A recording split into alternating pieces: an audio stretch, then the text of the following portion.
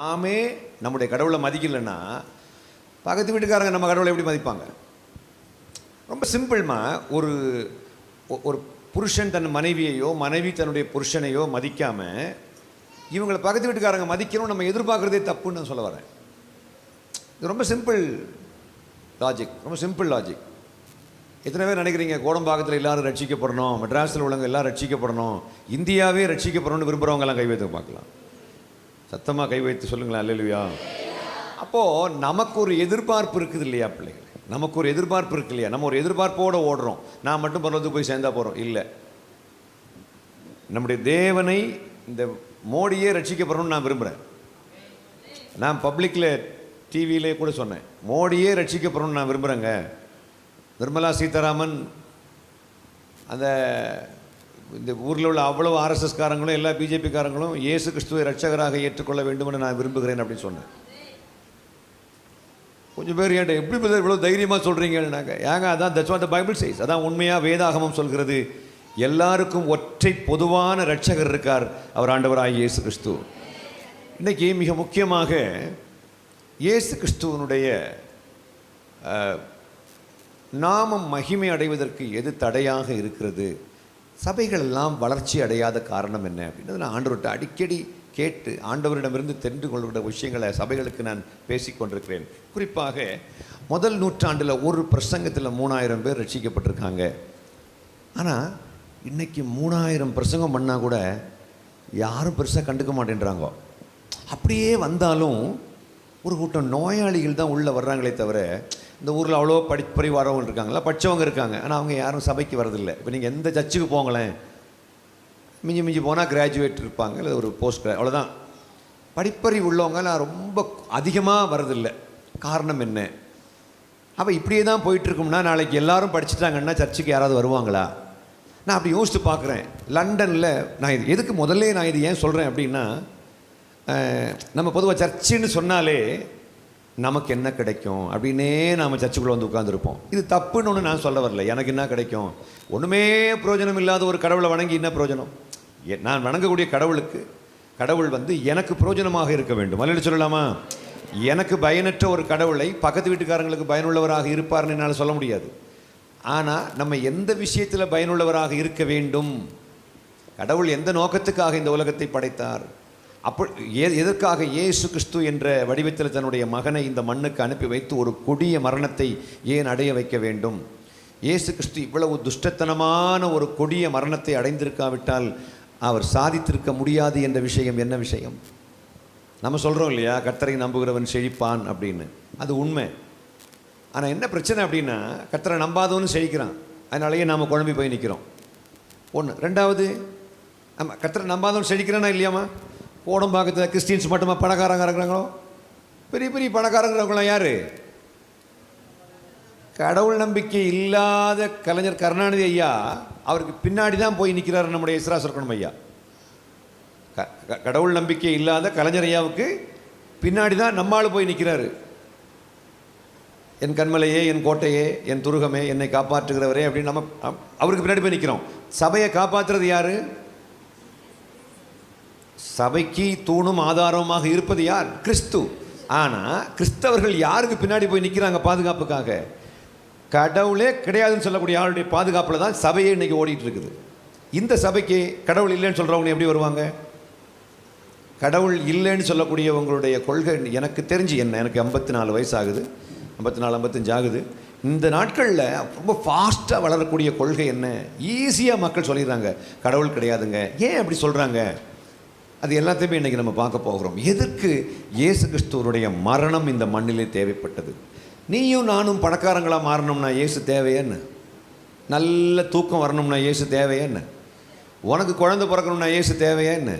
அப்போ நான் அதை யோசித்து பார்க்குறேன். இல்லையே, நான் குழந்தை இல்லாமல் இருந்தேன், சர்ச்சுக்கு வந்தேன், பாஸ்டர் ப்ரேயர் பண்ணாங்க, எனக்கு குழந்தை கிடச்சிது. இதில் என்ன பிரச்சனைனா, நம்ம சர்ச்சுக்கு வந்து நன்மைகளெல்லாம் பெற்றிருக்கிறோம், அதில் எந்த சந்தேகமும் இல்லை. 4 மாவடிக்கு அன்னைக்கு போய் பார்க்குறோம், அவ்வளோ கூட்டமாக இருக்கிறாங்க. நீங்கள் இங்கே வந்து என்ன கிடச்சிங்கன்னு கேட்டோம். ஐயோ என்ன எப்படி சாதாரணமாக சொல்ல முடியுமா பிரதர்? அதை ஏன் கேட்டீங்க? பெரிய லிஸ்ட்டே சொல்கிறாங்க. அவ்வளோ நன்மைகளை அனுபவித்திருக்கிறார்கள். இப்போ எங்கே நாம் குழம்பி போயிடுறோம் அப்படின்னா, பக்கத்து வீட்டுக்காரங்களுக்கு அந்த பிரச்சனையே கிடையாது. ஆனால் அவங்க இந்துக்கள், நமக்கு இவ்வளோ பிரச்சனை வந்தோடனே சர்ச்சுக்கு வந்துட்டோம். பட் பக்கத்து வீட்டுக்காரங்களுக்கு இந்த இவ்வளோ பிரச்சனை இல்லை, அவங்க ரொம்ப பணக்காரங்களாக இருக்கிறாங்க, ஜாலியாக இருக்கிறாங்க. நாம் தான் கெட்ட வார்த்தை பேசக்கூடாது, குடிக்கக்கூடாது, புரணி பேசக்கூடாது. அவங்க அப்படி கிடையாது, அவ்வளோதான் இருப்பாங்க. ஆனால் ரொம்ப பணக்காரங்களாக ஜாலியாக வாழ்ந்துட்டு இருப்பாங்கன்னு வச்சுக்கூடமே. அப்போ நாம் எதற்காக இயேசு தேவை? Why do we need God? கடவுள் நம்பிக்கை இந்த உலகத்திற்கு எதற்காக தேவை? நான் அடிக்கடி சொல்வேன், கர்த்தரை நம்புகிறவன் செழிப்பான் என்றால் செழிப்பான். ஆனால் அந்த என்ன மாதிரிப்பட்ட செழிப்புக்கு இயேசு இப்படிப்பட்ட ஒரு மரணம் அடைய வேண்டும்?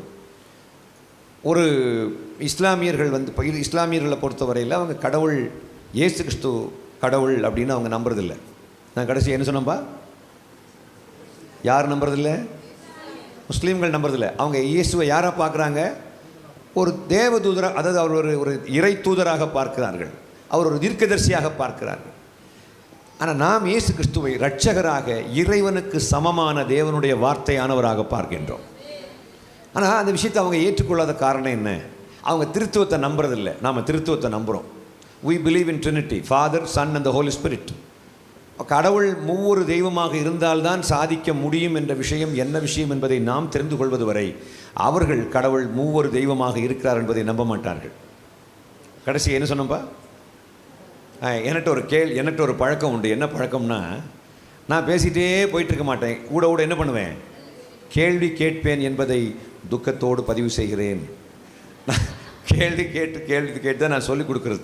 ஏன்னா இப்போ இந்த ஏகப்பட்ட விஷயங்கள் இருக்குது. இது என்னுடைய 13வது பைபிள். படித்து கிழிச்சு அழுக்காயி ரொம்ப வருஷமாக ஆண்டவரை ஃபாலோ பண்ணுறேன்.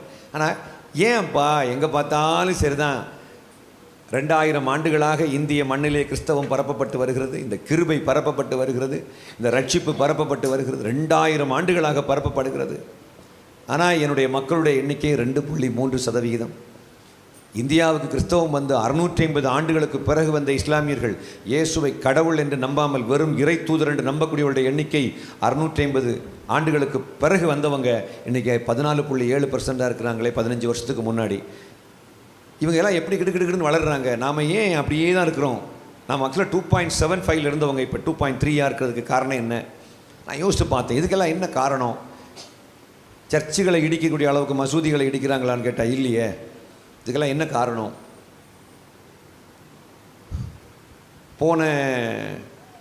இதெல்லாம் நான் எதுக்காக நீங்கள் நினைக்கலாம், நாங்கள் எவ்வளோ கஷ்டத்தில் வந்திருக்கோம், எங்கள் கஷ்டத்தை போக்குறதுக்காக ஏதாவது பேச மாட்டிங்களா? எவ்வளவு துக்கத்தோடு கூட நாங்கள் வந்திருக்கிறோம், எங்கள் பிரச்சனைக்கு ஒரு முடிவு கட்ட மாட்டிங்களா?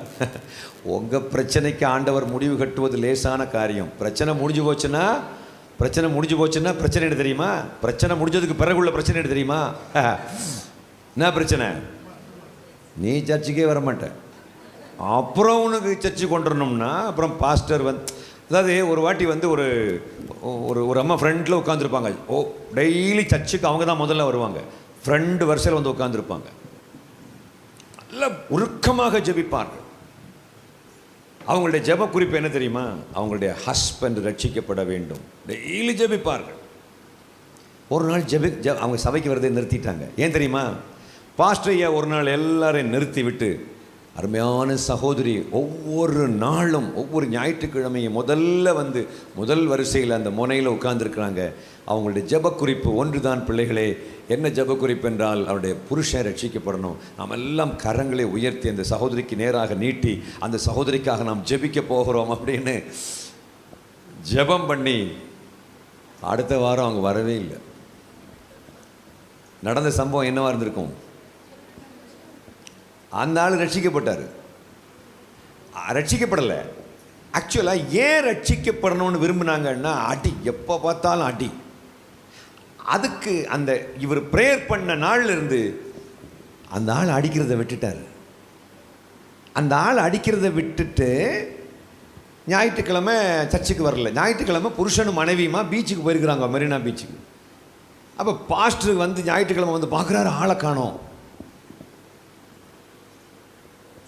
ஒரு நாள் கூட கட் பண்ண மாட்டாங்களே, ஒழுங்காக உட்காரக்கூடிய சகோதரி சர்ச்சுக்கு ஏன் வரல அப்படின்னு.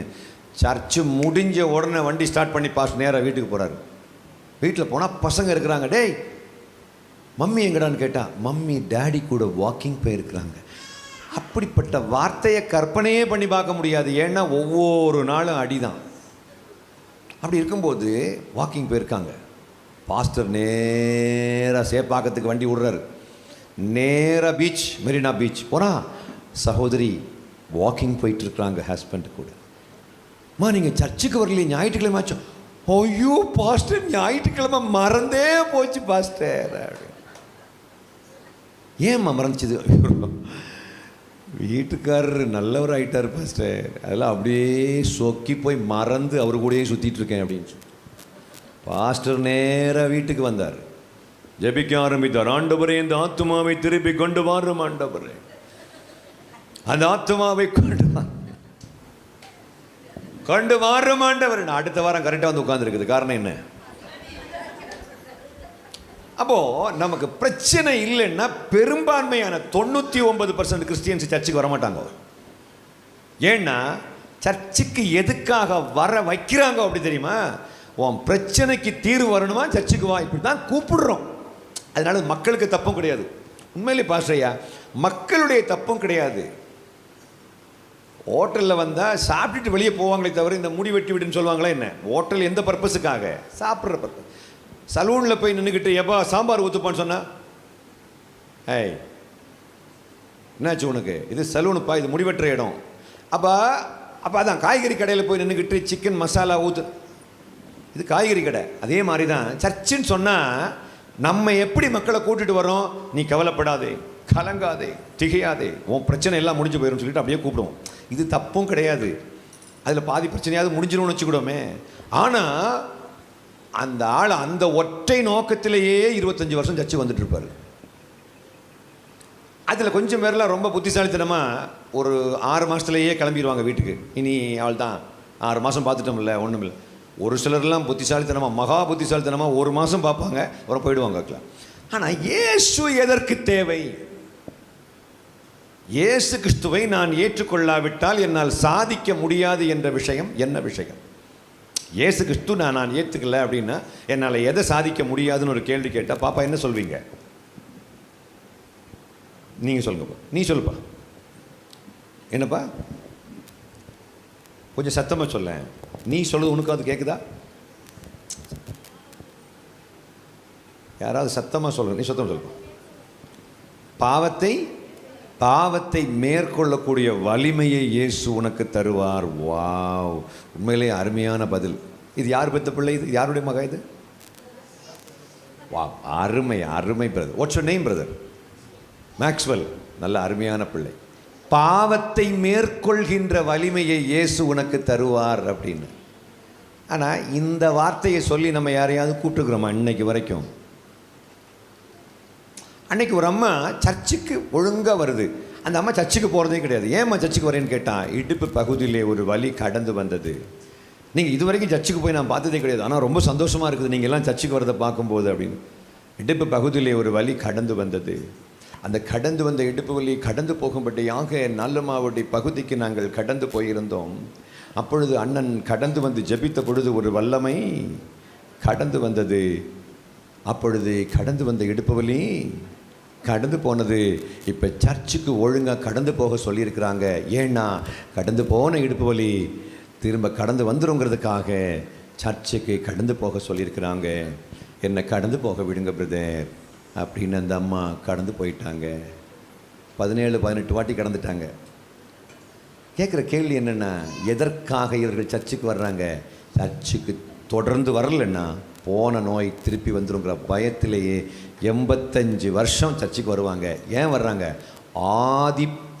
முதல்ல ஒரு பயமுறுத்தல் இருக்கு. அந்த பயத்திலேயே பேரப்பிள்ளைகளையும் சர்ச்சுக்கு கூப்பிட்டு வருவாங்க. ஆனால் அந்த பாஸ்டர், லாக் பண்ண பாஸ்டர் அமைதியாக சர்ச்சில் உட்காந்துருப்பார். அவர் லாக் பண்ணி வச்சுருப்பார் எல்லாம். இப்போ நம்ம கூட அப்படி தான் லாக் பண்ணியே வச்சுருப்பாங்க. அந்த பாஸ்டர் யாரையும் லாக் பண்ணல மாதிரி தெரியுது. நம்ம ஒரு மாதிரி அப்படியே நாம் இருக்கிறதுனால தான் சந்தோஷ பொங்குதை பாட்டை கூட முறைச்சிக்கினே பாடுவோம். சந்தோஷம் பொங்கோதே ஓ, இது அப்படியே வீடியோ பிடிச்சி நீ அந்த வீடியோவை நீயே பாரேன், அந்த வீடியோவை நீயே பார்க்கணும். நானா அது? பின்ன யாரு? நீ தான். சந்தோஷமாயிருங்க ஓ, என்னன்ற இப்போ உன்னுடைய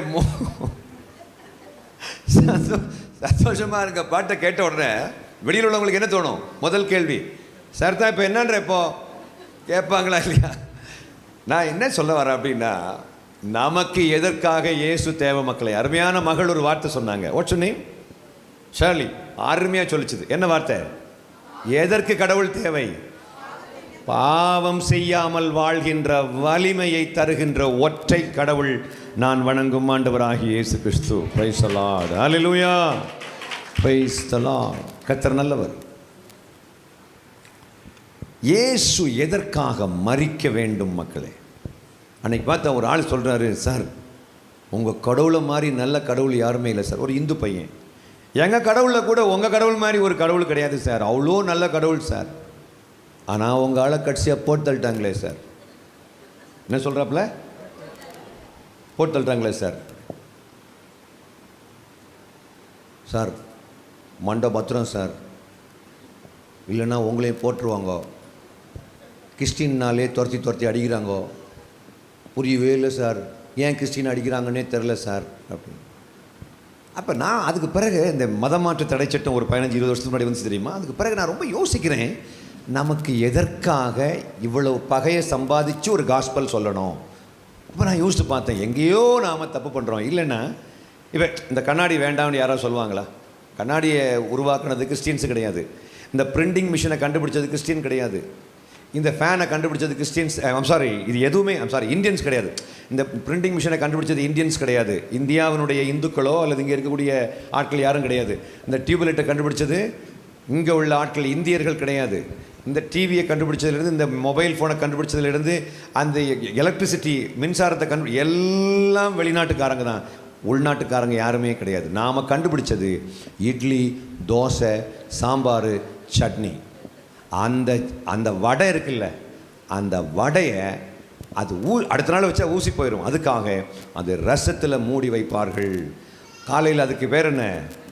ரச வடை பிரியுமா? அல்லது அவர்கள் இன்னொரு வடை கறி, ஆமாம் வடை கறியாக மாற்றி விட்ருவாங்க. இப்படியெல்லாம் இந்த மாதிரி டெக்னிக்கெல்லாம் நம்ம கண்டுபிடிச்சது, நம்மளால் மேக்சிமம் கண்டுபிடிச்சது, அவ்வளோதான். நல்லா கவனிங்க. வெளிநாட்டுக்காரன் கண்டுபிடிச்சது எல்லாத்தையும் ஏற்றுக்கிட்ட மக்கள் வெளிநாட்டிலேருந்து வந்த சுவிசேஷத்துக்கு இவ்வளவு எதிர்ப்பு தெரிவிக்கிற காரணம் என்ன? சுவிசேஷமும் எங்கிருந்து தான் வந்தது? வெளிநாட்டு தான் வந்துச்சு. ஆனால் இவ்வளவு எதிர்ப்பு தெரிவிக்கக்கூடிய காரணம் என்ன வருது? இவ்வளவு காரணம் என்ன அப்படின்னா நான் யோசித்து பார்த்தேன். எதுக்குன்னா, நம்முடைய மார்க்கத்தினுடைய நோக்கம் என்ன என்பதை நாம் தெரிந்து கொள்ள வேண்டும் மக்களே.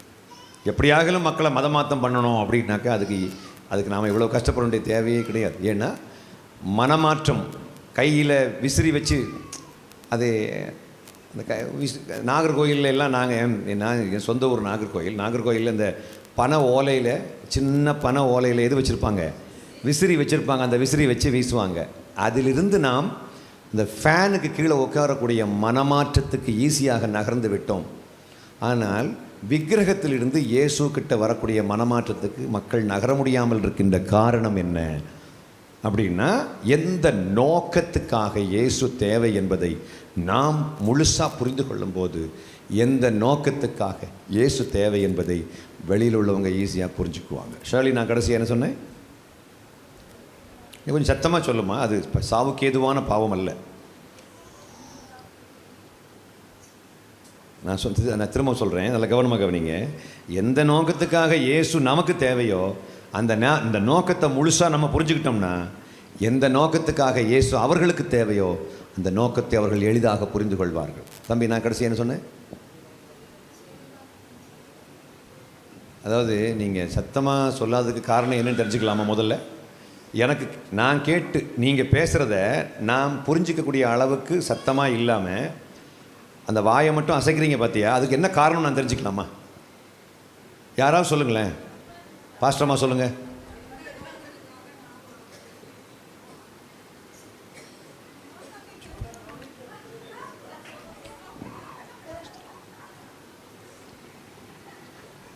எல்லாம் ஒரு பிளானோடு இருக்காங்க மாதிரி தெரியுது. உங்களுக்கு ஒரு விஷயம் தெரியுமா? இன்னொரு 1.5 மணி நேரத்துக்கு நான் உங்களை விட்டு விலகுவதும் இல்லை, உங்களை கைவிடுவதும் இல்லை. ஏன்னா மிக முக்கியமான சப்ஜெக்ட். எனக்கு இன்னத்துக்குப்பா இயேசு தேவை? ஒரு ஆள்கிட்ட போய் come to Jesus, try Jesus அங்கே why should I try Jesus? எல்லாம் இந்த மூளை அறிவினால எல்லாம் சாதிக்க முடியும். இன்னும் விஷயம் தெரியுமா?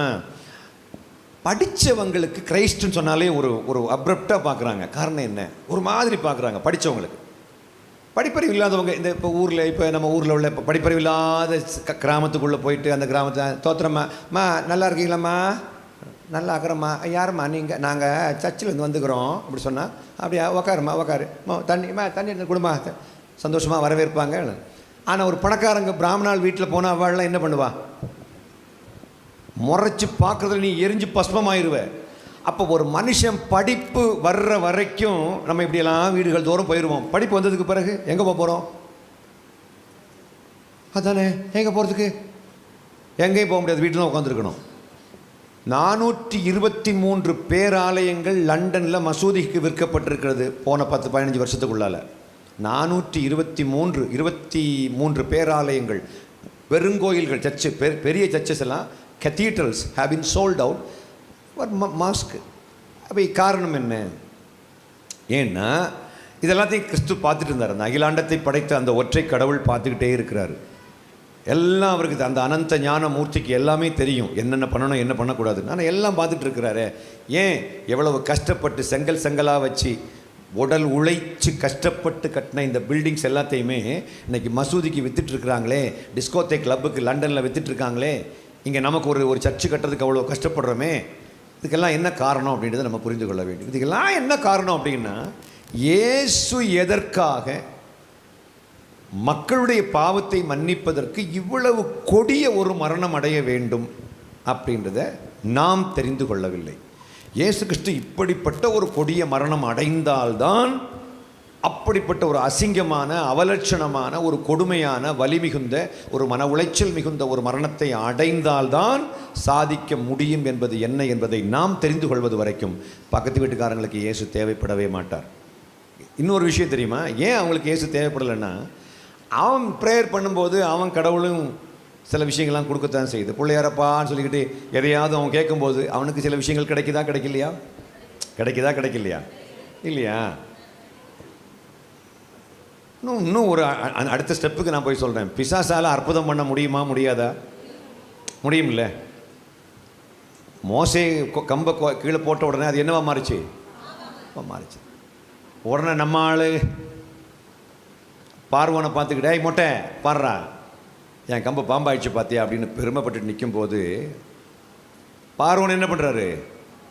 அவனும் கொண்டு அவனுடைய மந்திரவாதிகளை வச்சு கம்பை கீழே போடணும். அந்த கம்பு ஏதோ மாறுது, பாம்புகளாக மாறணும். நம்ம ஆள் மெர்சல் ஆகிட்டார். அது எப்படி? கடவுளால் தானே பண்ண முடியும். கடவுள் இல்லாத சக்தியால் ஒரு அற்புதம் பண்ண முடியாதுன்னு தானே நினச்சிக்கிட்டு இருந்தேன். இல்லைங்க, எப்போதும் நம்ம அதை ஒத்துக்க முடியாது. சரி, அவனுக்கு அந்த வலிமையை கொடுத்தது பிசாசுக்கு. சாத்தான், மந்திரவாதிக்கு வலிமை கொடுத்தது யார்? சாத்தானுக்கு வலிமையை கொடுத்தது யார்? உங்கள் பேர் மேக்ஸ்வெல் சொல்லுங்கள். மேக்ஸ்வெல். சாத்தானுக்கு அற்புதம் பண்ணுற வலிமையை கொடுத்தது யாராக இருக்கும் பிரதர்? சாத்தான். என்ன இவ்வளோ ஆச்சரியப்படுறீங்க? இந்த வலிமை யார் தான் கொடுத்துருக்கணும்? ஏங்க, எல்லா ஆதி மூலம் அவர் தான். எல்லாத்துக்கும் ஆதி மூலம் யார்? இருக்கிறவராகவே இருக்கிறவர் தான். எல்லாருக்கும் எல்லாவற்றையும் கொடுக்கிறவர். அப்போ சாத்தானுக்கு அந்த சக்தியை கொடுத்ததும் யார் தான்? எதுக்கு கொடுக்கணும்? கொடுக்காமலே இருந்திருக்கலாம்ல. கடவுள் மட்டும்தான் அற்புதம் பண்ண முடியும், பிசாசால் அற்புதம் பண்ண முடியாதுன்ற அளவுக்கு வச்சிருக்கலாம்ல. இப்போ சாத்தான் அற்புதம் பண்ண முடியுமான்னா வெளிப்படுத்தல் 16-14 வாசிங்க. வெளிப்படுத்தல் 16-14 வாசிங்களேன்.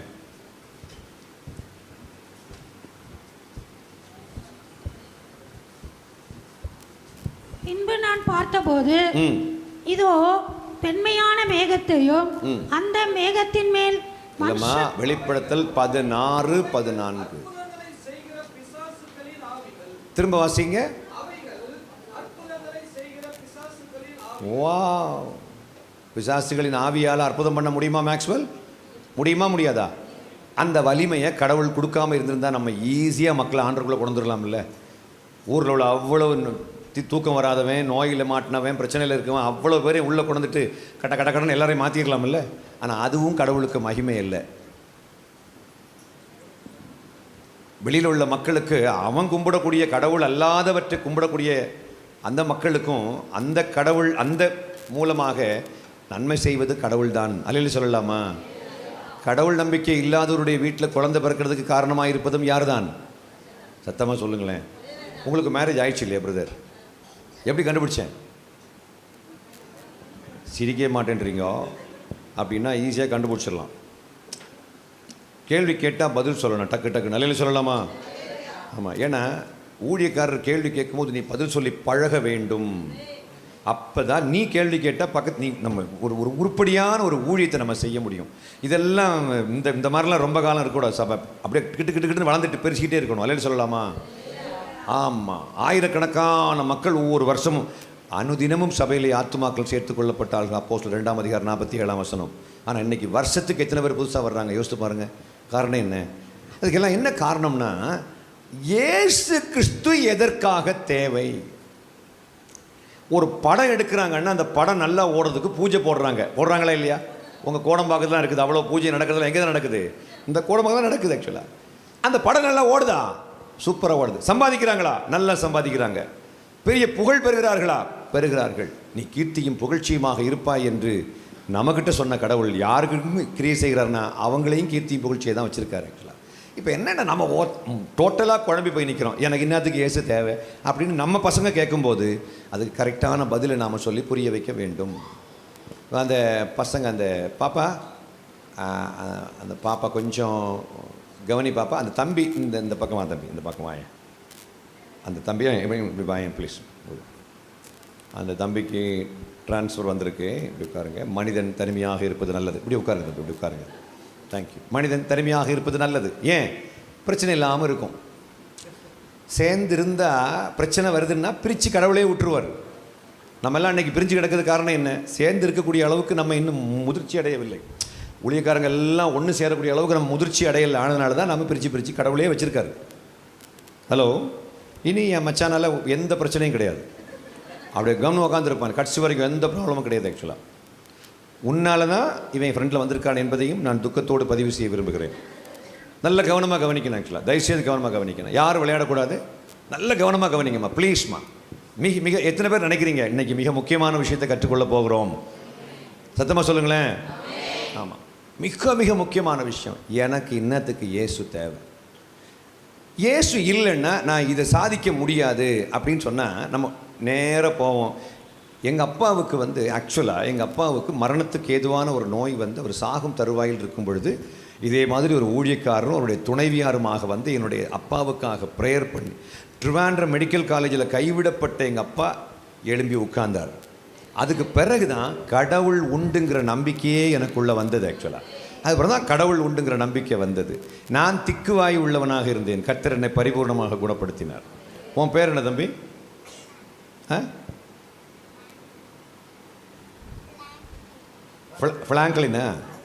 ஃப்ராங்க்லின் என்னப்பா? இல்லை, அவன் பேர் ஃபெலிக்ஸ். இல்லை, அவன் அந்த லாஸ்ட் மோனையில் ஒரு ஆள் ஃப்ராங்க்லின். இல்லை, அவன் பேர் ஃபெலிக்ஸா? அவன் பேர் ஃபெலிக்ஸ். நான் ஃபெலிக்ஸை கூப்பிடணும்னா அன்னைக்கு கிட்டத்தட்ட 25-30 வருஷத்துக்கு அப்போ நான் அந்த ஆரம்ப கட்டத்தில் அபிஷேகிக்கப்பட்ட அந்த நாட்களில் பார்த்தீங்கன்னா அதுக்கு அபிஷேகம் பெறுவதற்கு முன்பு நான் ஃபெலிக்ஸை கூப்பிட்றோன்னாக்கா ஃபெலிக்ஸ் இப்படி தான் கூப்பிட்றோம். அவ்வளவு தூரத்துக்கு எனக்கு திக்குவாயிருந்துச்சு. ஆனால் கர்த்தர் பரிபூர்ணமாக குணப்படுத்தினார். அல்லேலூயா. ஆனால் நான் இப்படி குணமானேன் அப்படி சொன்ன உடனே இன்றைக்கி படிப்பறிவு உள்ள பயங்கரமான சயின்டிஸ்ட்டுகள்லாம் சொன்னாங்க, அதுக்கெல்லாம் கடவுள் தேவையில்லைங்க, அதுக்கெல்லாம் ஏகப்பட்ட மருந்து கண்டுபிடிச்சிட்டாங்க அப்படின்னு சொல்கிறாங்க. இப்போ ஏன்னா அவ்வளோ தூரத்துக்கு டெக்னாலஜி வளர்ந்துக்கிட்டே இருக்குது. ஒவ்வொரு நாளும் நம்ம சின்ன வயசில் இல்லாத கண்டுபிடிப்புகள் இப்போ இருக்குதா இல்லையா? கையில் மொபைல் ஃபோன் இருக்குது. யார்கிட்ட பேசணும்? அமெரிக்காவில் உட்காந்துருக்கூடிய இப்போ இன்றைக்கி உட்காந்து யார்கிட்ட வேணாலும் பேசிகிட்டு இருக்கலாம். எவ்வளோ மணி நேரம் பேசலாம். அன்றைக்கி அப்படி கிடையாது. நாகர்கோயிலேருந்து மெட்ராஸில் உட்காந்துக்கூடிய ஆள்கிட்ட பேசணும் அப்படின்னாக்க நம்ம வீட்டுக்கு பக்கத்தில் யாராவது ஒரு ஆள்கிட்ட ஃபோன் இருக்கும். அப்போ அந்த பிபி ஃபோன் இருக்கும். போய் நின்றுக்கிட்டு அப்படியே காத்துக்கிட்டு இருக்கணும். அவர் அங்கேருந்து கால் வரும்னு காத்துக்கிட்டு இருக்கணும். அப்படிலாம் நம்ம கஷ்டப்படுவோம் சொல்லலாம் ஒரு காலத்தில். பட் இன்றைக்கி அப்படி கிடையாது. ஒரு காலில் இந்த ஒவ்வொரு நாளும் மனுஷன் வளர்ந்துக்கிட்டே இருக்கான். நான் சொல்கிறேன், எவ்வளவு விஞ்ஞானத்தினுடைய உச்சிக்கு போனாலும் உலகை படைத்த கடவுள் படைப்புக்கு தேவைப்படுவார். ஒவ்வொரு மனுஷனுக்கும் கடவுள் தேவைப்படுவார்.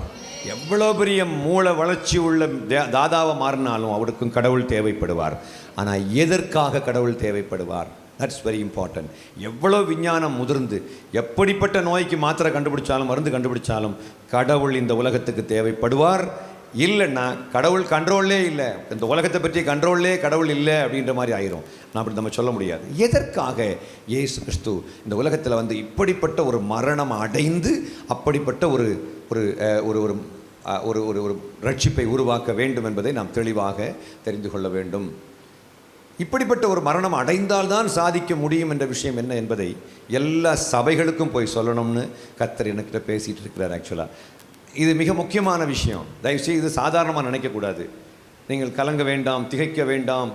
ஆமேன், உங்கள் வீட்டில் உள்ள அவ்வளோ பிரச்சனையும் முடிஞ்சு போயிடும். அதை சொல்கிறதுக்காக இன்றைக்கி நான் வரல. மிக முக்கியமாக நான் சொல்ல வந்த விஷயம் என்ன அப்படின்னாக்க, நம்முடைய இம்மைக்குரிய லாபத்துக்காகத்தான் நம்ம கடவுள்கிட்ட வந்திருப்போமானால் நம்ம வெளியில் உள்ளவங்களை பார்க்கலும் பரிதாபமான நிலைமையில் நாம் இருக்கிறோம் அப்படின்னு அர்த்தம். கடவுள் நினச்சா மோடியை அல்லது இந்த மு.க. ஸ்டாலின் ஐயாவை கடவுள் இல்லைன்னு சொல்லக்கூடிய இங்கே திராவிட கழகத்துக்காரங்களெல்லாம் ஒரே நைட்டில் கடவுள் அவர்களுக்கு ஒரு தரிசனம் கொடுத்து மாற்ற முடியுமா, முடியாதா? நான் கடைசியாக என்ன சொன்னோமா?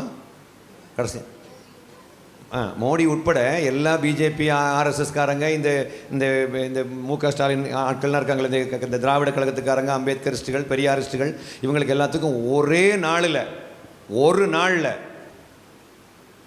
எல்லாருக்கும் ஆண்டவர் காட்சி கொடுத்து எல்லாருக்கும் எல்லா மக்களுக்கும் ஒரு தரிசனம் கொடுத்து அவர் ஆண்டவர் தரிசனம் கொடுக்க முடியுமா, முடியாதா?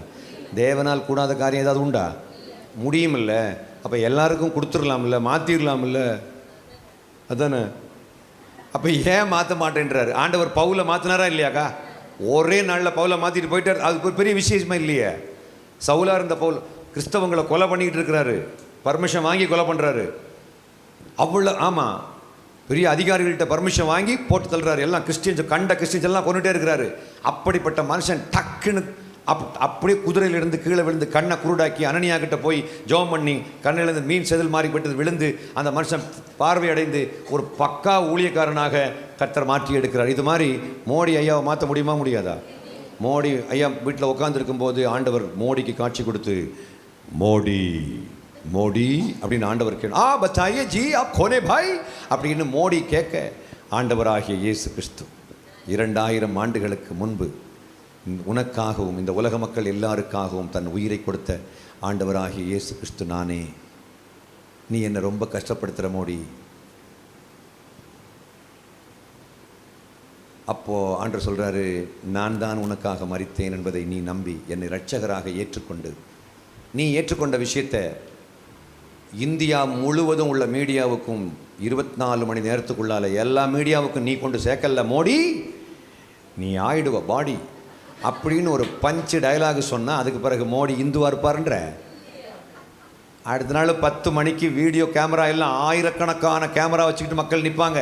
பிரதான் மந்திரி பாத் கர்னே வாலே ஹே, பிரதான் மந்திரி பேச போறாரு. மே அபி क्या बोल रहा हूं, यीशु है यीशु, ஓ ये परमेश्वर இப்படின்னு மோடி ஐயாவை சொல்ல வைக்க முடியுமா, முடியாது? ஏன் சொல்லல? நம்ம தமிழிசை சவுந்தரராஜன் அக்காவுக்கு ஆண்டவர் ஒரு தரிசனம் கொடுத்துட்டாங்கன்னா அடுத்த நாள் நல்ல ஒரு சீப்பு வாங்கி தலையை சீவிட்டு எங்கள் அக்கா சர்ச்சுக்கு வந்து நிற்பாங்களா, நிற்க மாட்டாங்களா? ஏன் ஆண்டவர் பண்ணல? தட்சிணாமூர்த்தி ஐயா சொல்லுங்க ஐயா, ஏன் பண்ணல? ஏன்னா மதமாத்தம் பண்ணுறது ஆண்டவருக்கு லேசான விஷயம். நம்மக்கிட்ட வாலாட்டக்கூடிய எல்லாரையுமே ஒரு நைட்டில் ஒரு சொப்பனம் கொடுத்தாலே போதும்.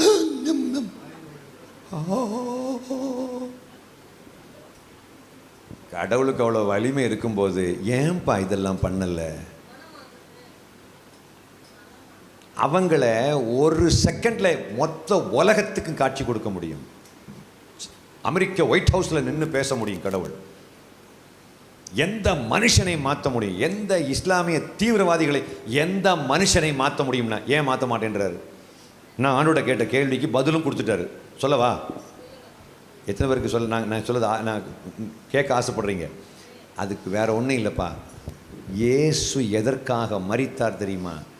எல்லாத்தையும் அப்படியே கிறிஸ்டினா மாற்றி பிள்ளையாரை கும்பிட்டவங்களை எல்லாத்தையுமே இயேசுவை கும்பிட வைக்கிறது கர்த்தருக்கு லேசான காரியம். அதுக்கு நாம் சுவிசேஷ ஊழியத்துக்கு போக வேண்டிய தேவையே கிடையாது, எல்லாம் உள்ளே வந்துடுவாங்க.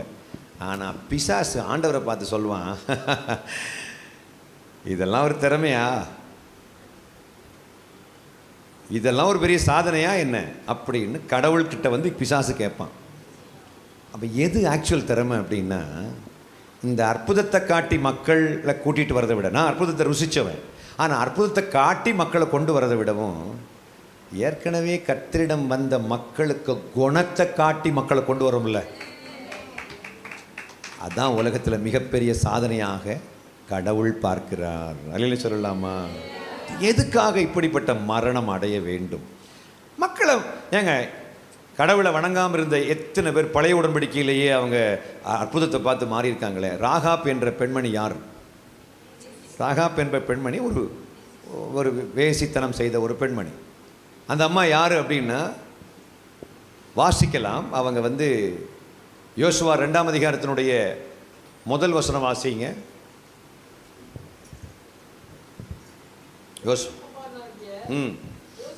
அந்த மைக்கில் வாசிங்க. நூனின் குமாரனாகிய யோசுவா சித்தீமிலிருந்து வேவுக்காரராகிய 2 மனுஷரை ரகசியமாய் வேவு பார்க்கும்படி அனுப்பி, நீங்கள் போய் தேசத்தையும் எரிகோவையும் பார்த்து வாருங்கள் என்றான். அவர்கள் போய் ராகாப் என்னும் பேர் கொண்ட வேசியின் வீட்டுக்குள் பிரவேசித்து பாருங்க, அந்த ராகாப் என்ற பெண்மணியினுடைய வீட்டுக்கு போறாங்க யோசுவாவும் காலேப்பும். இப்ப 10வது வசனம் வாசிங்க. அந்த ராகாப் என்ற வேசி, அந்த பெண்மணி என்ன சொல்றாங்க பாருங்க. ம் ம் ம்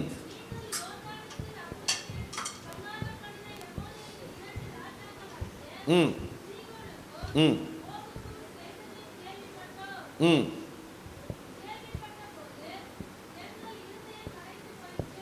இந்த சொல்கிறது அம்மா யார் தெரியுமா? இவங்க யூதர் கிடையாது. யூதர் வழிபட்ட யெகோவாவை வழிபட்ட பெண்மணியும் கிடையாது. அந்த அம்மா யாருன்னா கானானிய பெண்மணி. கானான் நாட்டில் உள்ள எரிகோ என்கிற பட்டணத்திலே வாழ்ந்து வந்த ஒரு பெண்மணி. கண்டிப்பாக அவர்கள் எதை வணங்கவில்லை? யாரை வணங்கவில்லை? யெகோவாவை வணங்கவில்லை. அந்த அம்மா திரும்ப 10வது வசனம் வாசிங்கம்மா. அதே கொஞ்சம் சத்தமாக வாசிங்களேன்.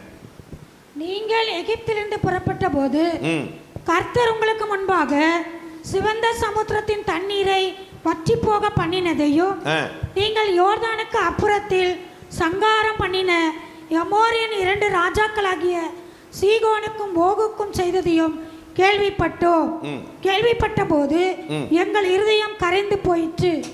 உங்களாலே எல்லாருடைய தைரியமும் அற்று போயிற்று. இனி அடுத்ததுதான் மிக மிக முக்கியமான ஸ்டேட்மெண்ட். அந்த அம்மா சொல்லக்கூடிய ஸ்டேட்மெண்ட் பாருங்க. உங்கள் தேவனாகிய கர்த்தரே உயரே வானத்திலும் கீழே பூமியிலும் தேவனானவர். இந்த அம்மா கடவுள் தான் கடவுள்னு சொல்ல வைக்கிறதுக்கு எது காரணமாக இருந்தது? நீ கும்பிட்ற கடவுள் தான்பா கடவுள், உங்கள் தேவனாகிய கர்த்தரே மேலே வானத்திலும் கீழே பூமியிலும் தேவனானவன் சொல்ற அந்த அம்மா சொல்றாங்க. காரணம் என்ன? எதை பற்றி கேள்விப்பட்டாங்க? செங்கடலை பிளந்ததை பற்றி கேள்விப்பட்டார்கள். அம்மா நல்ல கவனமாக கவனிமாப்பிள்ளை. எதை பற்றி கேள்விப்பட்டாங்கம்மா? இன்னொன்று என்ன? யோர்தானை கடந்ததை பற்றி இப்போ கேள்விப்படுறாங்க. 2 ராஜாக்களை இந்த இஸ்ரவேல் மக்கள் கொன்னுட்டாங்க. 2 ராஜாக்கள், 2 அரசர்களை கொன்று விட்டார்கள். இந்த செய்தி எல்லாத்தையும் யார் கேள்விப்பட்டது? சத்தமாக சொல்லுங்களேன். கேட்ட உடனே அந்த அம்மா சொல்கிறாங்க, உன் கடவுள் தான் கடவுள் அப்படின்னு. ஸோ ஒரு ஆளை மதமாத்தம் பண்ணுறது ரொம்ப நேரம் ஒன்றும் ஆகாது. ஒரு ஆளை வந்து யெகோவா தேவனிடம் கூட்டிகிட்டு வருவது லேசான காரியம். எப்படி? அற்புதத்தை காட்டினாலே போதும். 2 ராஜாக்களின் இப்போ இந்த ராகாப்ன்ற அம்மா யாரை கல்யாணம் பண்ணாங்க தெரியுமா? இந்த அம்மா கடவுளை ஏற்றுக்கொண்டதுனால மத்தேயு 1ஆம் அதிகாரத்துடைய 5வது வசனம் வாசிங்க. கரெக்ட், சரியான பதில். வாசிங்க. மத்தேயு 1ஆம் அதிகாரம் 5வது வசனம் வாசிங்க மேக்ஸ்வெல். சல்மோன் போவாஸை ராகாபிடத்தில் பெற்றான். போவாஸ் ஓபத்தை ஒரு நிமிஷம் திரும்ப வாசிமா. சல்மோன் போவாஸை ராகாபிடத்தில் பெற்றான். எந்த ராகாப்பு? அந்த ராகாப்பினிடத்தில் யாரு பெற்றது? போவாஸை பெற்றது யாரு? சல்மோன். இப்போ சல்மோனுக்கும் ராகாபுக்கும் பிறந்த குழந்தைக்கு பேர் தான் யாரு? போவாசு. யூதர்கள் யெகோவா தேவனை வணங்கக்கூடியவர்களைத்தான் திருமணம் செய்வார். நல்ல விஷயத்தை நுட்பமாக புரிஞ்சுக்கணும். அப்போது அந்த அம்மா இப்பொழுது யெகோவா தேவனை கடவுளாக ஏற்றுக்கொண்டார்கள். உங்கள் தேவனாகிய கர்த்தரே மேலே வானத்திலும் கீழே பூமியிலும் தேவனானவர்னு ஒரு ஆள் வாயால் சொல்ல வைக்கிறதுக்கு அற்புதம் மட்டும் போதுன்ற. ஹலோ, நான் கடைசி என்ன சொன்னப்பா?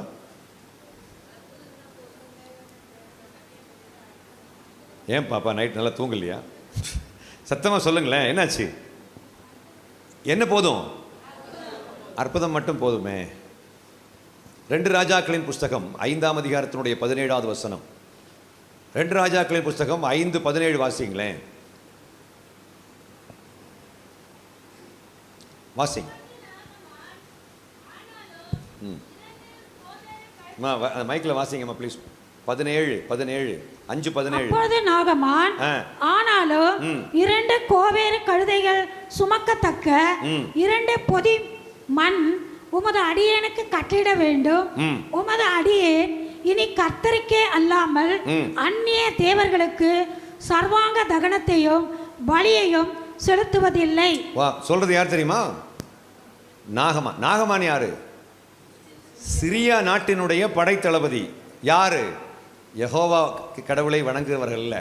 எலிசாவை பார்த்து சொல்றாரு, நான் இனி யாரை கும்பிட மாட்டேன். நான் இதுவரைக்கும் கும்பிட்ட அந்நிய தேவர்களை வணங்க மாட்டேன். யாரைத்தான் வணங்க போகிறேன்?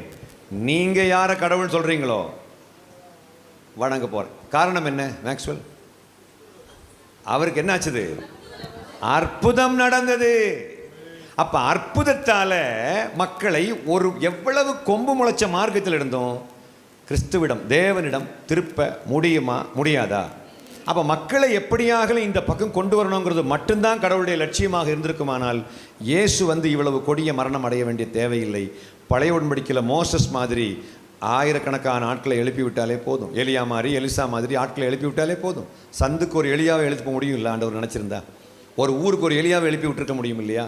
அப்போ ஊரில் உள்ள எல்லாரையும் மாற்ற முடிஞ்சிருக்கும் இல்லையா? இல்லையா? அதே மாதிரி பாருங்கள், நீங்கள் பழைய உடன்படிக்கை நாட்களிலே எத்தனையோ பேர் மாறி இருக்கிறாங்க. அது ஒரு ராஜா மாறினார் தெரியுமா? ஒரு ராஜா சொன்னார். அந்த ராஜாவுக்கு பேர் என்ன? தானியேலின் புஸ்தகம் 3ஆம் அதிகாரம் 28, 29 வாசிங்க. அதான் நேபுகாத்நேச்சர் வாசிங்களேன். தானியேல் 3, 28, 29. ரொம்ப டைம் ஆகுதே தானியேலுக்கு வர்றதுக்கு. அப்பொழுது நேபுகாத்நேச்சார் வசனித்து சாத்ராக் மேஷாக் ஆபேத்நேகோ என்பவருடைய தேவனுக்கு ஸ்தோத்திரம், அவர்கள் தங்களுடைய யார் இவர் சொல்றது யார் தெரியுமா? அந்த சாப்டருடைய ஆரம்பத்திலிருந்து வாசிச்சிருவாங்க. அப்பதான் இவர் யாருங்கிறதே உங்களுக்கு தெரியும். அப்பொழுது நேபுகாத்நேச்சார் வசனித்து இல்ல அந்த சாப்டருடைய ஆரம்பத்திலிருந்து வாசிங்க. ராஜாவாகிய நேபுகாத்நேச்சார் 60 முழ உயரமும். எத்தனை பேர் கவனமா வாசிக்கிறீங்க? புரிஞ்சு வாசிக்கிறவங்க கை வைத்துங்க பார்க்கலாம். எத்தனை பேர் கவனமா புரிஞ்சு வாசிக்கிறீங்க? யாருமே இல்லையா? அம்மா புரிஞ்சு வாசிக்கிறவங்க, நல்ல உன்னிப்பாக கவனமாக வாசிக்கிறவங்க மட்டும் கை வைத்துங்களா பிரதர்? கவனமாக வாசிக்கிறீங்களாம்மா? நீங்கள் கவனமாக வாசிக்கலையாம்மா?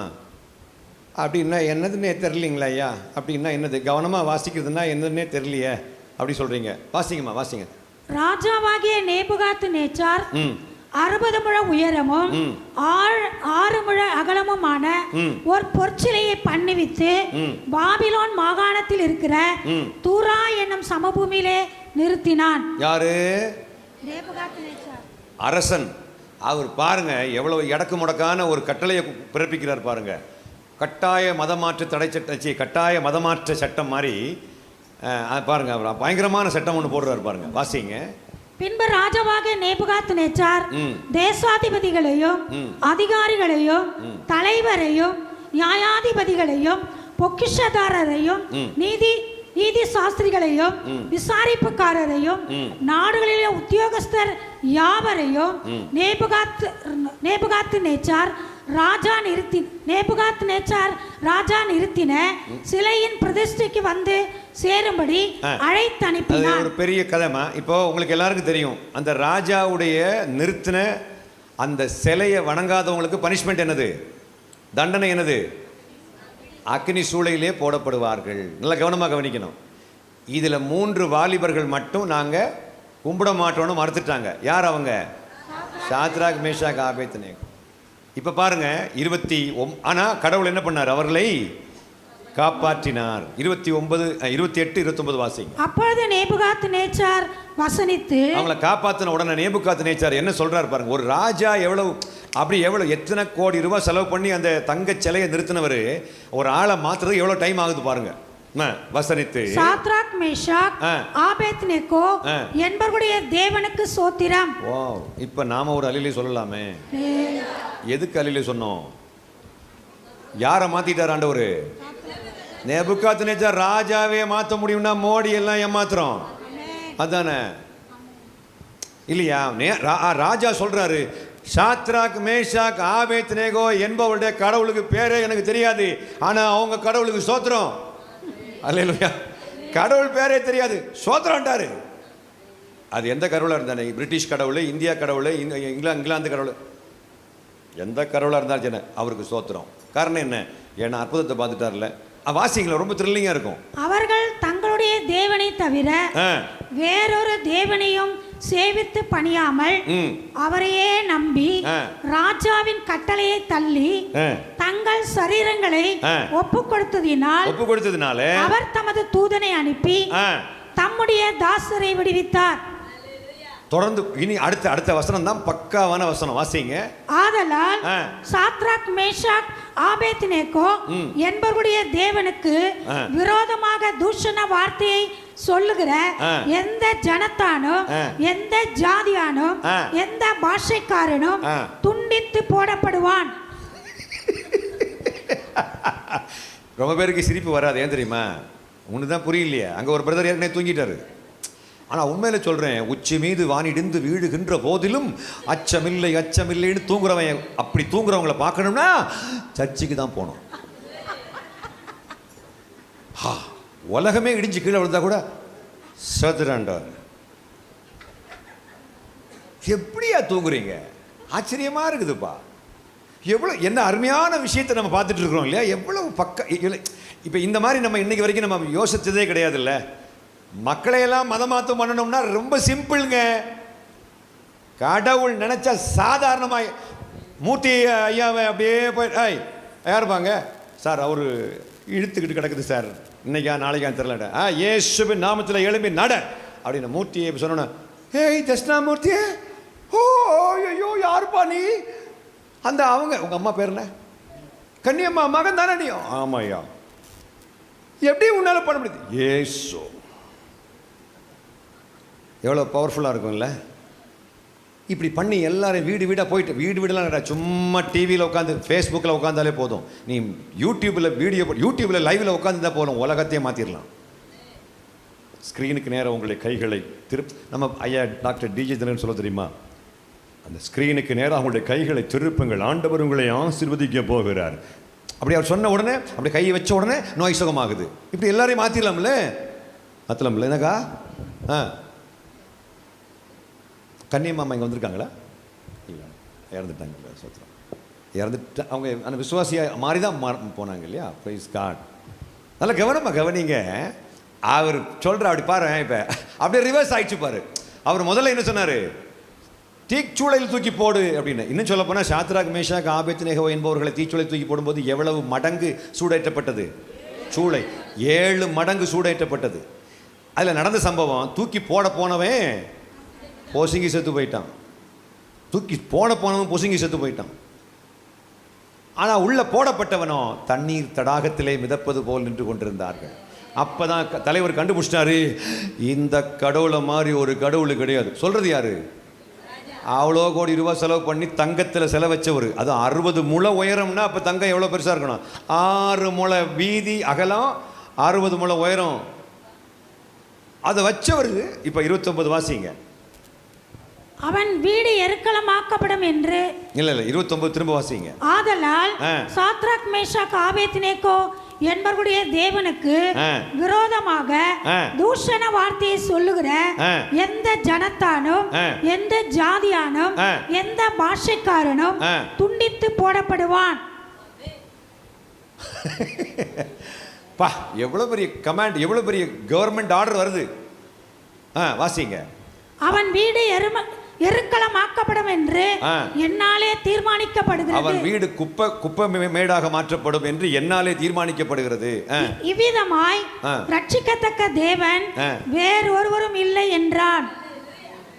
சொல்றது யார்? ஏபா 3வது சாப்டருடைய ஆரம்பத்துல தூக்கி போடுற சூழல் என்றாரு இந்த மனுஷன். கடைசியில சொல்றாரு, அப்பா உள்ள போனவங்களை எல்லாம் வெளியே கூப்பிட்டு உன் கரோல் தான்ப்பா கரோல்ன்றாரு.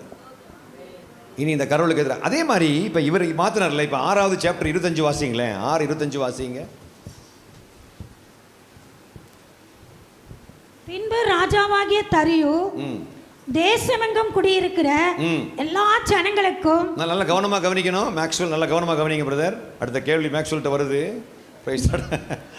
எல்லா ஜனங்களுக்கும், ஜாதியாருக்கும், பாஷைக்காரருக்கும் எழுதினது என்னவென்றால், உங்களுக்கு சமாதானம். ராஜாவுக்கு பேரு கிங் டாரியஸ், தரியு ராஜா. அவர் என்ன சொல்றாரு பாரு. பின்பு ராஜாவாகிய தரியு தேசமெங்கும் குடியிருக்கிற எல்லா ஜனங்களுக்கும், ஜாதியாருக்கும், பாஷைக்காரருக்கும் எழுதினது என்னவென்றால், உங்களுக்கு சமாதானம் பெருக கடவது, உங்களுக்கு சமாதானம் பெருக கடவது. என் ராஜ்யத்தின் ஆளுகைக்குள் எங்கும் உள்ளவர்கள் யாவரும் தானியேலின் தேவனுக்கு முன்பாக நடுங்கி பயப்பட வேண்டும் என்று என்னாலே தீர்மானம் பண்ணப்படுகிறது. எப்படி இருக்குது தோடா? எப்படி இருந்த கிங் தரியு ராஜா இப்படி ஆயிட்டாரு. அப்படி இருந்த நேபுகாத்நேசார் இப்படி ஆயிட்டாரு. ராஜாக்களை நிலைமைகளை, ராஜாக்களுடைய மனநிலைமையை மாற்றுகின்ற வலிமை கடவுளுக்கு உண்டா இல்லையா? அன்று மாற்ற முடிந்தவர் இன்றும் மாற்ற வலிமை உடையவர் என்றால் ஏன் பிஜேபி காரங்களையும் ஆர்எஸ்எஸ் காரங்களையும் மாற்றாமலே வச்சிருக்கிற காரணம் என்ன? எடப்பாடி பழனிசாமி எல்லாம் மாற்றுறதுக்கு எவ்வளோ நேரம் ஆகும்? ஒரே ஒரு செகண்ட் தான், முடிஞ்சு போச்சு. புரிஞ்சுட்டிங்களா? ஆனால் ஏன் கடவுள் பண்ணலை அப்படின்னா, இப்படி ஏகப்பட்டது இருக்குதுப்பா. இந்த தரியு ராஜா இப்படி சொல்றதுக்கு காரணம் என்ன? தானியேலுக்கு நடந்த சம்பவம் என்ன நடந்துச்சு? சிங்கக்குழியில் போட்டும் எஸ்கேப் ஆகி வெளியே வந்துட்டார். அங்கே சிங்கம் எதுவும் பண்ணலை. அப்போ உடனே சொல்கிறாரு, இவர் தான் கடவுள். தொடர்ந்து வாசிங்களேன் அதை. என் ராஜ்யத்தின் ஆளுகைக்குள் எங்கும் உள்ளவர்கள் யாவரும் தானியேலின் தேவனுக்கு முன்பாக நடுங்கி பயப்பட வேண்டும் என்று என்னாலே தீர்மானம் பண்ணப்படுகிறது. இந்தியாவில் உள்ள எல்லாரும் இயேசுநாதரை கும்பிடணும் அப்படின்னு மோடி ஐயா வச்சு சொல்ல வைக்கிறது லேசா. அட்லீஸ்ட் பிஜேபியில் உள்ளவங்களாவது எல்லாரும் இயேசுவை கும்பிடணும் அப்படின்னு அவர் சொல்ல வைக்கிறது லேசான காரியமா இல்லையா? முடியுமா முடியாதா? அப்படி ஏற்றுக்கொள்ளல அப்படின்னா அவன் கண்டம் துண்டமாக வெட்டப்படுவான் அப்படின்ற சட்டத்தை எல்லாம் கொடுக்க முடியுமா முடியாதா? ஆனால் அப்படி ஒரு ராஜா இந்தியாவுக்கு தேவை கிடையாது. ஏன்னா இயேசு வந்த நோக்கம் தன்னை ஏற்றுக்கொள்ளாதவனை கண்டம் துண்டமாக வெட்டணும். அதுக்காக இயேசு வரல. இயேசு கடவுளுடைய ஆக்சுவல் நோக்கம் என்னங்கிறத நம்ம புரிஞ்சுக்கணும். அந்த ஆள் ஒரு மத வரியிலிருந்து வேற ஒரு மத வரிக்கு டிரான்ஸ்ஃபர் ஆகியிருக்கிறாரு. ஒரு மத வரியிலிருந்து இன்னொரு மத வரிக்கு மாறி இருக்கார். யாரு?